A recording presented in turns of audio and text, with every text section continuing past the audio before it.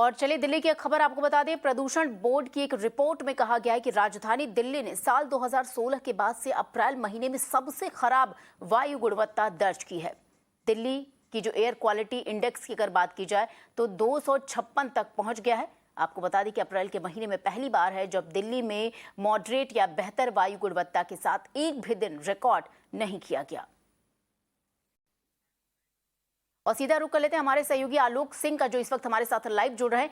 आलोक, एक बार फिर से हालांकि कुछ महीनों का अगर देखिए अंतर दिखाता है, वायु प्रदूषण में थोड़ी कमी आई थी, लेकिन कई जगह जिस तरीके से हमने देखा एक महीने में 4 लैंडफिल में आग लगना, आग का न बुझना, उसके वजह से भी प्रदूषण दिल्ली में देखा गया।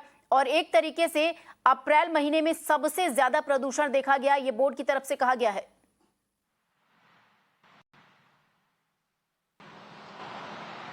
जी बिल्कुल, देखिए आज जो है मई का महीना शुरू हो चुका है अप्रैल के बाद, और अमूमन इस समय हवा चलती रहती है, लू चलती रहती है, तो पोल्यूशन कम रहता है। लेकिन फिलहाल स्थिति आज भी दिल्ली की 222 से ज़्यादा है। मैं 222 ऑन एन एवरेज बता रहा हूँ, लेकिन दिल्ली में जो वायु प्रदूषण का स्तर है वो फिर भी पुअर कैटेगरी में है। और यही हम बता रहे हैं, जो कि सीपीसीबी की ही रिपोर्ट हम बता रहे हैं, ये मैं ऐप से देख करके बता रहा हूं। और इसी तरीके से सेंट्रल पोल्यूशन कंट्रोल बोर्ड ने बताया है कि अप्रैल के महीने में ऑन एन एवरेज 250 से ज़्यादा पोल्यूशन का जो AQI लेवल था वो था, और 29 दिन तक था, यानी कि पूरे महीने ही पोल्यूशन लेवल पुअर कैटेगरी में था। और कुछ दिन वेरी पुअर कैटेगरी में भी रहा, ये हमें पता चला। इसका मतलब ये है कि कितना हद तक पोल्यूशन दिल्ली में बढ़ता चला जा रहा है। पहले हम ये देखा करते थे, जब अक्टूबर नवंबर का महीना आता था, खासकर दिवाली के बाद पोल्यूशन का स्तर बढ़ता था और इस तरह की जो वायु प्रदूषण होता था। लेकिन फिलहाल अब जनवरी, फरवरी, मार्च, यानी कि 12 महीने पोल्यूशन दिल्ली में रहना शुरू हो चुका है। और इसका 2 असर है। एक कारण तो जो बताया जाता है, जो क्लाइमेट चेंज है वो हो रहा है। दूसरा जो है, यहाँ पर बारिश नहीं हुई, हवा नहीं चल रही थी, तो जो भी पोल्यूशन यहाँ पर बना उसके कारण वो यहीं रह गया। और जैसा आपने सही पॉइंट आउट किया, जो 3 लैंडफिल साइट्स है वहाँ पर आग लगने का कारण, फिलहाल की स्थिति में आज भी जो भलसवा का जो लैंडफिल साइट है वहाँ पर आग लगी हुई है। आग कहा जाए तो बहुत भयावह स्थिति में नहीं है, लेकिन धुआं अभी भी निकल रहा है कई सारी जगहों से। तो इसका मतलब है कि वहां पर भी पोल्यूशन काफी ज्यादा होगा। 2 दिन पहले जब मैंने भलसवा का AQI लेवल चेक किया था तो वहां पर 350 वेरी पुअर कैटेगरी और कुछ समय के लिए तो सीवियर कैटेगरी तक पहुंच गया था। तो इस तरीके से दिल्ली का पोल्यूशन का स्तर बहुत ज्यादा बढ़ता चला जा रहा है। और 2016 के बाद अप्रैल महीने में इतना ज्यादा पोल्यूशन का लेवल देखा गया है अप्रैल महीने में। तो इसका मतलब यह है कि पिछले 6 सालों में सरकारों ने जो भी वादे किए, जो भी पोल्यूशन से रिलेटेड कदम उठाए, वो कोई भी कारगर साबित नहीं हुए, जिसके कारण 6 साल के बाद भी अप्रैल के महीने में इतना पोल्यूशन नोट किया गया था और फिर दोबारा उसी स्थिति पे हम वापस आ गए। जी बिल्कुल आलोक, मैं उसी पर आ रही थी कि दिल्ली सरकार द्वारा कई तरीके का दम भरा जाता है कि कई तरह से वो प्लान कर रहे हैं, योजना बना रहे हैं कि ताकि राजधानी दिल्ली का जो मौसम है वो खुशनुमा रहे, प्रदूषण कम रहे। लेकिन 2016 के बाद ये फिगर देखने के बाद हैरानी हो रही कि 2016 के बाद सबसे ज्यादा प्रदूषण हुआ, यानी सीधे तौर पर नजर आ रहा है कि सरकार द्वारा क्या कुछ किया गया है। इसका इतर मैं आपसे जानना चाहूंगी, जो भलसवा लैंडफिल में आग लगी है, क्या उसको बुझाने के लिए सरकार की आंखें नहीं खुल रही है कि उसको त्वरित